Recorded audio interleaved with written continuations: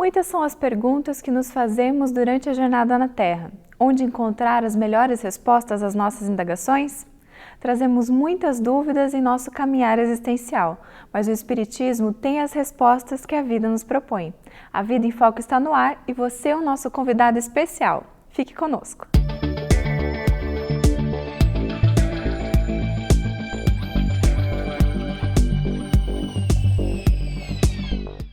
Se diz que todos somos iguais perante a Deus, será isso verdade ou não passa de uma figura de expressão?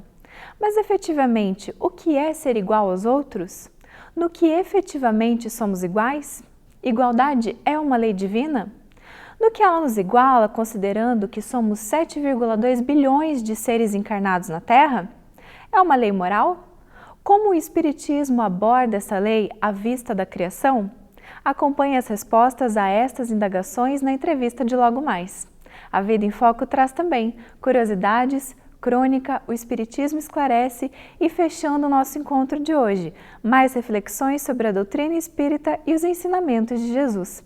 Você é o nosso convidado, fique conosco. Confira agora a crônica da semana. A felicidade é com certeza a maior busca do ser humano, e a sua aquisição tem sido motivo de muitas angústias por parte daqueles que a procuram. No Livro dos Espíritos, precisamente na quarta parte, intitulada Das Esperanças e Consolações, trata Allan Kardec de elucidar as respostas dos Espíritos sobre este assunto. Sabedor de que a verdadeira felicidade está acima da vida de quando encarnado, e que só será possível fora da vida na matéria, na questão 922, pergunta Kardec sobre a relativa felicidade na Terra. Sabedor das inúmeras vicissitudes dos seus habitantes e das grandes diferenças de posição e recursos atribuídos a cada um quando renascidos, pergunta o codificador qual seria a felicidade comum a todos os homens. Respondem os espíritos, a posse do necessário, a consciência tranquila e a fé no futuro. Conclui-se então que quanto maiores forem as necessidades, mais longe da felicidade encontra-se o ser humano. Se refletido, nota-se a grande quantidade de coisas e realizações que se coloca com o objetivo de atingir a tão sonhada felicidade. Para uns é uma casa confortável, para outros o emprego ideal, a realização de uma empreitada qualquer. Obviamente que o conceito de confortável ou ideal vai variar para cada um. E para os espíritos, os males deste mundo estão na razão das necessidades factícias que se criam. Totalmente justo buscar a realização dos sonhos materiais, das realizações do mundo. Entretanto, este não deve ser um obstáculo para a felicidade. O homem é quase sempre o obreiro da sua própria infelicidade. À medida que atinge os objetivos traçados, ele cria novas necessidades e assim, infinitamente, sempre se sentindo incompleto ou infeliz. E assim será até entender que a vida na matéria é passageira e que precisa investir nas coisas do espírito.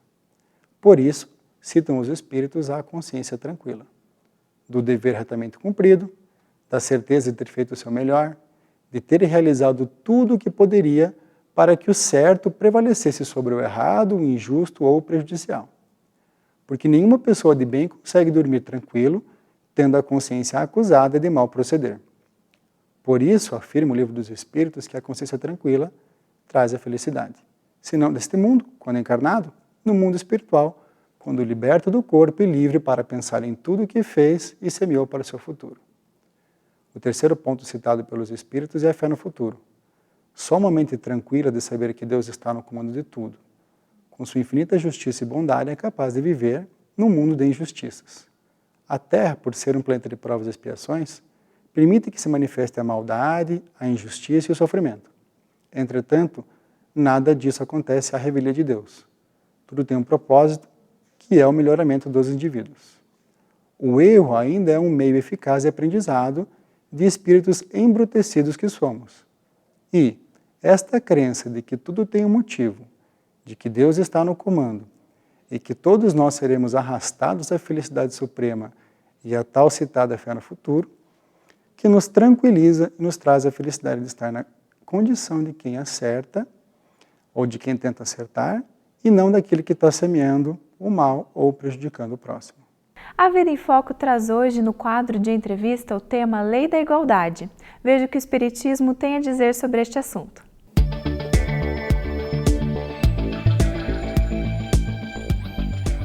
Olá, que bom que você está conosco em mais um bate-papo, em mais uma entrevista. E mais uma vez estamos recebendo aqui Dineu de Paula. E já o dissemos que o Dineu tem feito uma série de entrevistas a respeito das leis morais que constam na terceira parte do Livro dos Espíritos. E hoje, Dineu, seja muito bem-vindo. Obrigado, Márcio. Mais uma vez. Grato. Estamos aqui para falar sobre a lei de igualdade. Perfeito. Os homens são todos iguais, Dineu? Depende o aspecto pelo qual se olha. Existem algumas questões essenciais em que todos os homens são iguais. Todos os homens experimentam dores, padecimentos, todos ficam doentes, todos envelhecem. Alguns dramas da vida humana, eles são universais, ninguém escapa disso. E isso chama a atenção para o que realmente, no essencial, os homens, eles são iguais. Entretanto, quando nós fazemos uma observação rasa, especialmente se você for pensar, digamos, sob o prisma de uma única vida, parece que Deus é injusto e que os homens são desiguais. Afinal de contas, uns são inteligentes, são equilibrados, têm uma natural bondade, têm talentos os mais variados, já outros são mais viciosos, têm dificuldade de raciocínio. Então, parece que há, digamos, uma desigualdade. E essa desigualdade, eu creio que o relevante não é, digamos, aquela desigualdade social de você nascer rico, ou pobre, ou bonito, ou feio, num contexto de família difícil ou fácil, mas aqueles recursos íntimos que fazem com que você resolva as suas dificuldades e siga adiante. Algumas pessoas têm uma capacidade de resistir às decepções da vida e sempre se reconstruir de uma forma diferente, entende? Sem mesquinharia, sem ficar culpando os outros. E outras pessoas não. Outras pessoas caem com muita facilidade e se enchem de mágoas e têm maiores dificuldades. Então, sob esse prisma, não dá para reconhecer que os homens têm recursos diferentes. Só que isso não traduz uma diferença de essência. O ponto é que Deus cria todos os espíritos em estado de simplicidade e de ignorância. E todos estão destinados à angelitude. Então, no começo e no fim, todos absolutamente iguais. Iguais, inclusive, com o seu potencial. Mas a depender do tanto que caminharam, ou seja, de quantas encarnações tiveram e de como caminharam, como aproveitaram isso para se dignificar ou para se perturbar, os espíritos realmente eles são diferentes em potenciais, em talentos, mas isso reflete a herança de cada um, certo? Como disse Jesus, a cada um segundo as suas obras. As virtudes que eu construí ou os vícios que eu desenvolvi no passado, eles me caracterizam hoje. E amanhã eu vou ser como eu me construí hoje. Então há uma diferença muito grande, realmente, entre os homens, não dá para ignorar, só que isso é útil, isso constitui a força da sociedade e surge aí, digamos, um dever geral de cooperação em que uma sociedade dinâmica, ela respeita as diferenças dos outros e convive bem com isso. As desigualdades sociais, na sua opinião, estão de acordo com as leis divinas? Também depende, isso é preciso fazer uma leitura de contexto.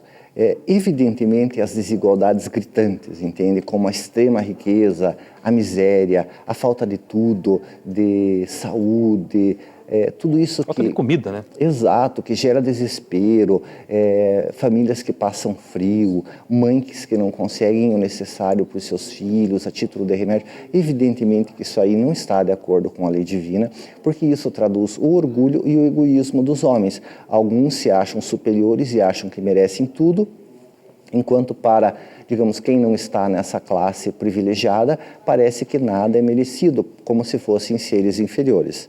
Então, realmente, sob esse enfoque, as desigualdades não são. Só que daí surge a questão, é possível equalizar e deixar todo mundo absolutamente igual? Não é possível, porque sempre vai existir a diferença de mérito. Algumas pessoas que têm mais talento, que são mais sóbrias, que sabem conduzir melhor as suas vidas. Então a sociedade, ela nunca vai ser completamente igualitária. Claro que é possível aparar as arestas, diminuir as distâncias, mas isso nunca vai ser completamente igual. E uma coisa que às vezes se diz, por exemplo, fazer uma divisão completamente igual do dinheiro, entende? Dividir tudo absolutamente igual para todo mundo. Primeiro que 30 dias depois, para ser muito tempo, alguns já vão ter gasto tudo, enquanto outros já vão estar com muito mais. E daí vai acabar todo o investimento, vai acabar, digamos, o empreendedorismo, porque a riqueza ela é concentrada em alguns lugares para que engendre progresso, para que gere emprego. Então isso faz parte do dinamismo social, isso faz parte do jogo. Até porque é preciso que as paixões humanas elas sejam canalizadas para o progresso. Então é preciso que haja um incentivo a que os seres humanos atinjam o seu potencial e se esforcem. E evidentemente no atual contexto social isso vem pela busca de conforto, de bem-estar. Então faz parte do jogo que haja alguma dificuldade. Entendo. E alguma diferença. Renata está nos chamando para o intervalo. A gente já volta complementando, né, essa análise a respeito da lei de igualdade. Fique conosco.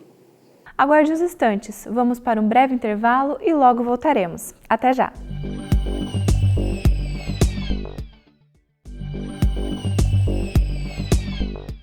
Voltamos com a segunda parte da entrevista. Hoje a Vida em Foco traz o tema Lei da Igualdade. Vamos conferir. Estamos de volta, bom que você ficou conosco e para você que está chegando, estamos falando aqui com Dineu de Paula a respeito de uma das leis morais, para mim uma das as mais complexas de abordar também, que é a lei de igualdade. Inevitavelmente, quando a gente fala de lei de igualdade, surge o assunto do gênero, né? Do papel masculino, feminino. Há diferenças evolutivas entre homens e mulheres, na sua opinião? Diferenças de qualidade? Não tem como existir diferença de qualidade, até porque os espíritos não têm sexo, como habitualmente se entende. Eles têm, como decorrência de suas vivências, digamos, encarnou muito tempo em corpos masculinos, há características mais masculinas, ou muito tempo em corpos femininos, características mais femininas. Então existem características psíquicas, mas não essa questão da aparelhagem fisiológica destinada à reprodução.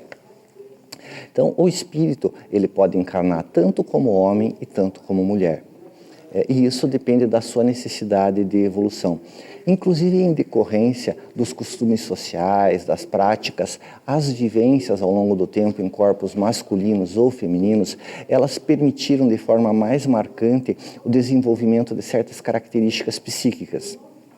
Por exemplo, os homens iam para a guerra, trabalhavam fora, então tinha todo um contexto que os expunha muito ao exterior e exigia coragem, determinação, valentia, objetividade. Então essas características elas iam se consolidando num psiquismo que tinha encarnações masculinas.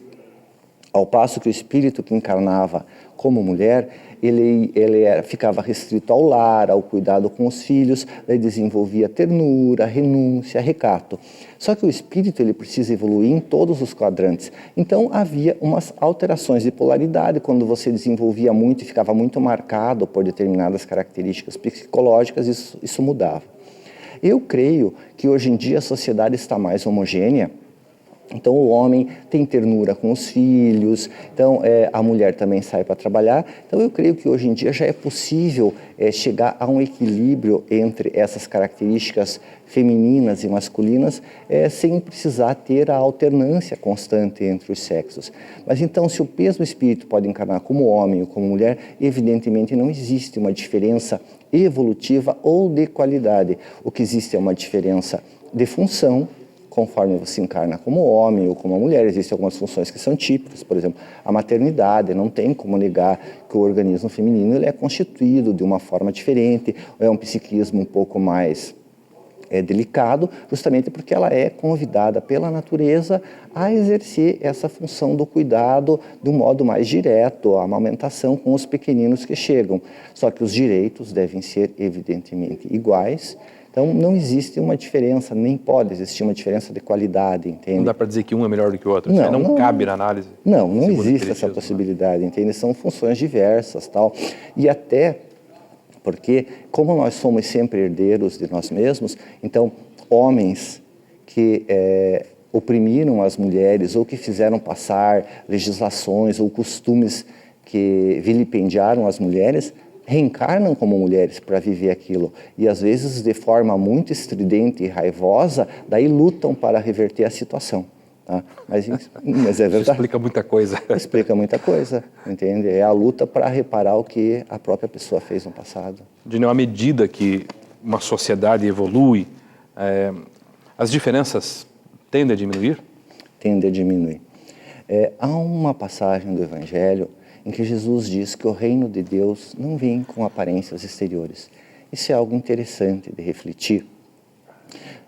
A minha leitura é que, digamos, o que está no exterior, digamos assim, as conquistas tecnológicas, os recursos da ciência, tudo, digamos, o que é objetivo, o que vem de fora, seria como se fosse uma preparação para o processo civilizatório propriamente dito. Que a civilização, ela é atingida a hora que o egoísmo diminui e que a fraternidade surge, que surge a questão, o interesse, a necessidade, a consciência de que você precisa cuidar do outro e que você não vai conseguir ser feliz sozinho. Numa sociedade onde um monte de gente grita de dor, não é possível ser feliz trancado num quadradinho. Então, é inerente a uma sociedade que evolui que haja oportunidades mais igualitárias, que qualquer que seja, digamos assim, o teu contexto social, você tenha condição de trabalhar, você tenha condição de estudar, de viver com dignidade a sua vida e de ganhar a sua vida de uma forma honesta, sem ser sujeito a condições muito vexatórias. Então, que haja, mas evidentemente sempre vai ter uma parte que vai ser sua, do esforço, do trabalho, entende? Você não vai ganhar tudo de graça, simplesmente porque a sociedade evoluiu. Você vai ter condições de conquistar aquilo. E também, isso pode ser visto nos países de primeiro mundo, que há uma diferença menor entre os salários, entende? Se você está no topo da escala e se você está abaixo, há uma diferença, mas essa diferença não é tão gritante. E isso tem um reflexo em termos, porque afinal de contas, se for pensar, o que todo mundo quer? Todo mundo quer ser feliz, tá? Então, a finalidade de uma sociedade que amadurece, que cresce, é possibilitar felicidade e bem-estar para os homens. A partir do momento em que as diferenças salariais não sejam tão gritantes, as pessoas podem escolher as suas profissões muito mais pelo seu talento pessoal, sabendo que o que quer que seja, pode ser uma profissão humilde, eu prefiro ser pipoqueiro, mas se eu for pipoqueiro, eu vou ter condições de viver com dignidade com a minha família. Então eu não preciso querer fazer uma coisa que eu não tenho talento. Então, e isso deve possibilitar, porque nós passamos muito tempo da vida trabalhando, então que você possa gastar o seu tempo fazendo algo que você gosta e faz bem feito, isso faz uma diferença muito grande. E existe, Márcio, também uma característica que eu acho muito interessante que a espiritualidade superior ensina, é que nos mundos superiores, a autoridade apenas se confere ao mérito, e é exercida sempre com justiça, tá? Ou seja, as pessoas que chegam aos altos postos é porque elas têm muito mérito. Então você não corre o risco de ver pessoas sem a menor condição, de repente, de governar um país e que quer fazer aquilo, às vezes por orgulho, por interesses outros, ainda que isso engendre a dor e o sofrimento de milhares de pessoas. Isso também se insere naquele contexto de uma maior igualdade, entende? Num contexto onde todos são valorizados, onde há uma igualdade, digamos assim, essencial, não há porquê esse desespero por ocupar posições de poder. A pessoa pode se colocar num contexto de mais honestidade em relação às próprias possibilidades. Evidentemente, se tem um grande talento, ascende. Se não, pode ficar tranquilo no seu canto, evoluindo de uma forma mais serena, sem se sujeitar e aos outros a grandes dramas que decorrem da sua falta de dignidade. Muito bem, Dineu. Muito obrigado mais uma vez pela abordagem sempre lúcida, precisa. E a você que nos acompanhou, permaneça conosco, que o programa continua. Se você tem dúvidas e quer ouvir as respostas aqui no programa, mande-as para contato@vidaemfoco.com.br e acompanhe as próximas edições do programa. Fique agora com o quadro O Espiritismo Esclarece. Muito se fala sobre os obsessores. Fala-se que eles são os maiores culpados pelas desditas dos encarnados, que são aqueles que estão sempre à espreita para fazer dar errado aquilo que deveria dar certo. Enfim, muitas coisas disse que são os obsessores, os culpados por qualquer coisa que possa dar errado. De fato, Espíritos infelizes, vingativos, espíritos imperfeitos tantas vezes desejam prejudicar, criar embaraços aos homens, ou mesmo desviar do sucesso e das boas realizações, inclusive instituições. Ainda que eles possam atuar objetivamente sobre certas situações, mas não podem interferir em tudo. As forças do bem sempre são mais efetivas que as forças do mal. Na grande maioria das vezes, os maiores culpados são os próprios homens, quando as coisas não dão certo do jeito que necessitaria dessem. A imprevidência, a preguiça, o desleixo, tantas vezes são os agentes mais importantes que os espíritos obsessores, sobre quem recai quase sempre toda a culpa. Allan Kardec, o digno codificador da doutrina espírita, no item 81 do capítulo 28 do Evangelho segundo o Espiritismo, define que obsessão é toda a ação persistente de um mau espírito sobre o indivíduo. Portanto, obsessores são espíritos maus e obsessão é a ação que eles exercem sobre interesses de pessoas e até mesmo de instituições, sociedades, nações, poderes, etc. Assim, é preciso considerar que efetivamente os espíritos interferem de modo importante na vida do indivíduo e das coletividades, de acordo com o interesse que os movem. Bons e maus possuem interesses próprios e que sempre encontrarão também junto aos encarnados igual sintonia, contudo, prevalecendo sobremaneira os interesses do bem.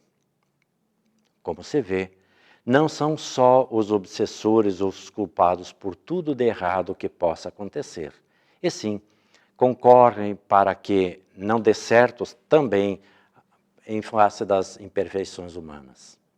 Importante considerar a sábia orientação de Jesus quanto ao vigiar e orar, a fim de precatar-se dos insucessos e desditas, como também ajudar no intento sempre favorável dos espíritos benfazejos. Alberto Almeida nos traz momentos de reflexão com o quadro Espiritualidade em Gotas. Fique conosco.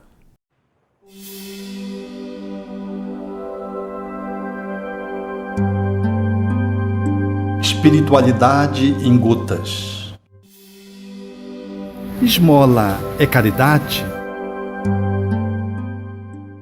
A questão 888 de O Livro dos Espíritos indaga: o que se deve pensar da esmola? A resposta é longa. Seu início, no entanto, já é suficiente para uma reflexão breve. Condenando-se a pedir esmola, o homem se degrada física e moralmente, embrutece-se. Efetivamente, quando uma sociedade é regida pelas leis de justiça, amor e caridade, ninguém é compelido a assumir essa atitude de ser um esmolé. Porque o direito, a cidadania daqueles que convivem naquela sociedade lhes é assegurada. A esmola é algo intoxicante, porque alguém que não pode prover a sua própria sobrevivência, em função de estar desempregado, em função de estar doente, em função de ser um idoso e não ter forças, por exemplo, para o trabalho, e que se lança nessa perspectiva da obrigação de esmolar, utilizando-se muitas vezes de várias estratégias para conseguir a sua própria sobrevivência, esse é um descaminho, cujo cotidiano não vai só levando a uma degradação física em função da marginalidade social, mas vai levando também ao enrijecimento moral. Vai levando a um processo de prostituição psicológica, de princípios. O ser humano vai perdendo a sua própria identidade, vai perdendo a sua própria filiação com o divino e passa a ser um andarilho, perambulando, e assume muitas vezes essa postura como uma armadura de defesa para o enfrentamento da agressividade pública, da indiferença, para suportar os nãos, e vai desenvolvendo estratégias de modo a contornar aqueles que não lhe atendem à solicitação, de tal modo que ele possa então lograr estabelecer o seu próprio sustento. Até o ponto em que o embrutecimento é de tal ordem que um não ou um sim parece que já não faz mais nenhuma diferença. A esmola degrada o ser humano. O salário dignifica. Quanto possível, converter a esmola em salário é de bom tom para uma sociedade que prospecta um ser humano que circunstancialmente está marginalizado. Converter a esmola na possibilidade de uma ocupação útil que possa assegurar a sua própria sobrevivência é devolver a dignidade ao outro. Porque dar esmola humilha quem recebe e constrange quem dá quando é um homem de bem. Numa sociedade em que a lei de amor e caridade preside as relações, efetivamente, aquele que se vê obrigado a oferecer esmola se disfarça e de tal modo que ele se coloca como se fosse o beneficiado, não humilhando aquele que está sendo o receptor do seu óbolo, da sua graça, de modo a minorar uma situação de extremo constrangimento.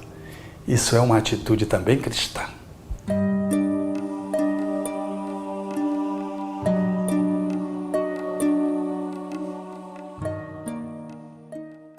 Obrigada pela sua companhia. A Vida em Foco volta na semana que vem com mais novidades. Suas sugestões são muito importantes para o programa e você pode enviá-las para o e-mail contato@vidaemfoco.com.br. Acessando o site www.avidaemfoco.com.br, você encontra todas as edições anteriores. Aproveite para rever as entrevistas e também os outros blocos do programa. Agradecemos muito a sua companhia. Tenha uma ótima semana e até o próximo Vida em Foco.